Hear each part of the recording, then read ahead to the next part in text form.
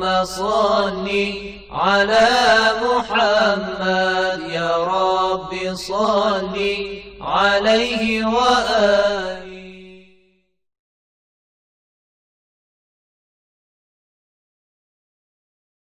أعوذ بالله من الشيطان الرجيم. بسم الله الرحمن الرحيم. الحمد لله رب العالمين، والصلاة والسلام على رسول الأعظم محمد صلى الله عليه وآله وسلم وعلى أهل بيته الطيبين الطاهرين وأصحابه المنتجبين. أقول لكم السلام عليكم ورحمة الله وبركاته.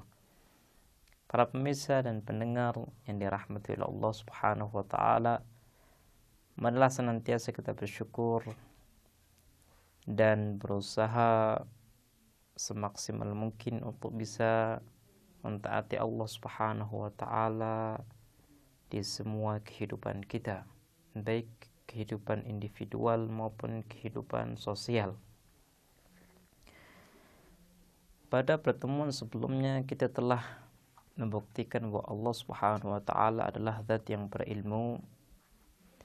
Dan pada kesempatan yang baik ini insyaallah kita akan membahas tentang klasifikasi ilmu Allah Subhanahu wa taala, di mana dengan kita membahas pembagian ilmu Allah Subhanahu wa taala, maka kita akan lebih mengerti, mengetahui bagaimana Allah Subhanahu wa taala zat yang maha berilmu. Kalau kita membuka buku-buku teologi, maka salah satu pembagian ilmu Allah adalah bahwa ilmu Allah dibagi menjadi dua bagian, ilmu Allah tentang dirinya dan ilmu Allah tentang ciptaannya. Untuk membahas bagian pertama, yaitu ilmu Allah tentang dirinya, marilah kita menggunakan logika kita, menggunakan akal kita untuk bisa mengerti dan memahami apakah benar Allah itu mengerti dan mengetahui dirinya atau tidak. Mungkin pertanyaan ini merupakan pertanyaan yang asing bagi pemirsa, tapi cobalah kita masuk kepada pembahasan pembagian yang pertama ini supaya kita lebih mengerti kenapa ulama-ulama teolog membagi ilmu Allah menjadi ilmu tentang dirinya dan ilmu tentang ciptaannya. Untuk bisa mengawali pembahasan ilmu Allah tentang dirinya, maka perlulah kita memberikan pembuktian bahwa Allah Subhanahu wa taala adalah zat yang mengetahui tentang dirinya sendiri.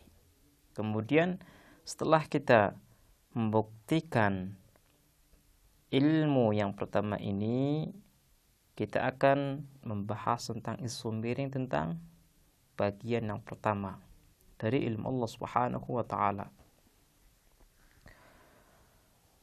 Kalau kita kembali kepada keyakinan kita, Allah Subhanahu wa taala adalah zat yang tidak memiliki kekurangan sedikit pun. Dan kita juga sudah meyakini bahwa alam semesta ini adalah hasil ciptaan Allah Subhanahu wa taala. Dan kita pun sudah meyakini bahwa Tuhan yang menciptakan alam semesta ini hanyalah Allah semata. Jadi Allah tidak memiliki sekutu.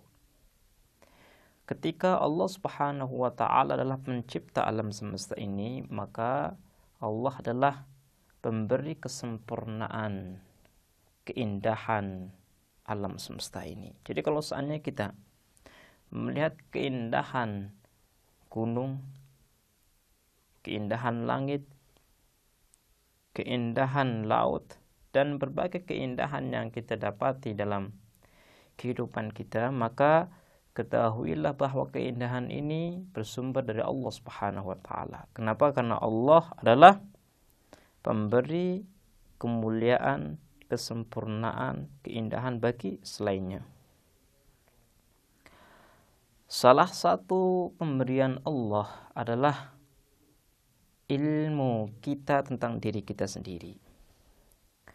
Jadi kalau kita kembali kepada diri kita, menengok diri kita, kita akan mendapati bahwa kita mengetahui diri kita adalah ada, diri kita itu memiliki berbagai sifat.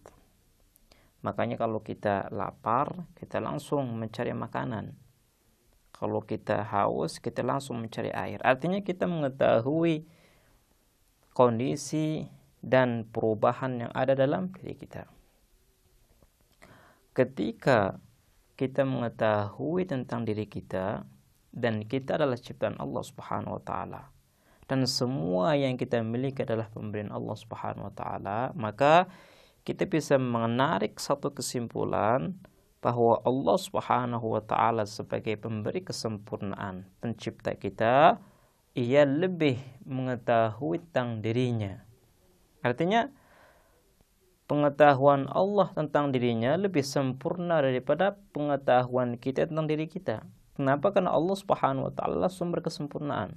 Apakah mungkin Allah Subhanahu wa taala yang menciptakan kita sebagai makhluk yang mengetahui tentang dirinya, tapi Dia, Allah, Tuhan semesta alam, tidak mengetahui tentang dirinya? Hal ini adalah sesuatu yang mustahil. Seperti ada seorang guru yang ia mengajar satu materi, dan kita bisa melihat muridnya. Murid ini cerdas, pintar, dan memahami pelajaran dari kelasnya guru tersebut. Ketika ada seseorang melihat murid tersebut, maka orang tersebut akan bertanya siapa gurunya. Artinya apa? Artinya apa yang ada di murid ada pada guru, dan apa yang ada di guru lebih sempurna. Begitu juga ketika kita menjadikan kita sebagai cermin kebesaran Allah, kesempurnaan Allah, dan sifat Allah Subhanahu wa taala. Kalau seandainya kita makhluk yang dhaif, makhluk yang lemah, kita bisa mengetahui diri kita dengan baik meskipun kita tidak mengetahui secara sempurna. Hal ini sudah cukup bagi kita untuk meyakini bahwa Allah Subhanahu wa taala mengetahui tentang dirinya lebih sempurna dari apa yang kita ketahui. Ini adalah argumentasi yang pertama terkait dengan ilmu Allah tentang dirinya sendiri. Kemudian argumentasi yang kedua, para ulama teolog mereka membahas tentang satu wujud yang non materi dan satu wujud yang materi. Satu wujud yang non materi adalah wujud yang tidak memiliki sifat-sifat materi. Yang namanya materi itu adalah sesuatu yang memiliki berbagai dimensi. Ada dimensi panjang, lebar. Dimensi-dimensi ini adalah satu dimensi yang menjadikan materi ini terbatas. Artinya salah satu sifat yang dimiliki oleh wujud materi adalah keterbatasan. Kita contohkan, kenapa kita tidak bisa menembus tembok? Karena wujud kita dan wujud tembok adalah dua wujud yang berbeda. Ketika kita ingin menembus tembok, maka wujudnya tembok menjadi penghalang wujud kita untuk bisa sampai kepada kamar sebelah. Artinya salah satu kriteria materi adalah saling berbenturan. Kalau kita tidak mengetahui negara kita secara sempurna, berbagai wilayah yang ada, berbagai penduduk yang bermukim di dalamnya, hal ini dikarenakan karena kita memiliki penghalang untuk mengetahui mereka, yaitu materi kita. badan kita, tubuh kita. Tubuh kita menghalangi kita untuk mengetahui secara detail berbagai fenomena yang ada di negara kita. Ini adalah pembahasan tentang wujud materi dan non-materi, dan insyaallah kita akan melanjutkan pembahasan kita di kesempatan yang lain. Kita akhiri, wassalamualaikum warahmatullahi wabarakatuh.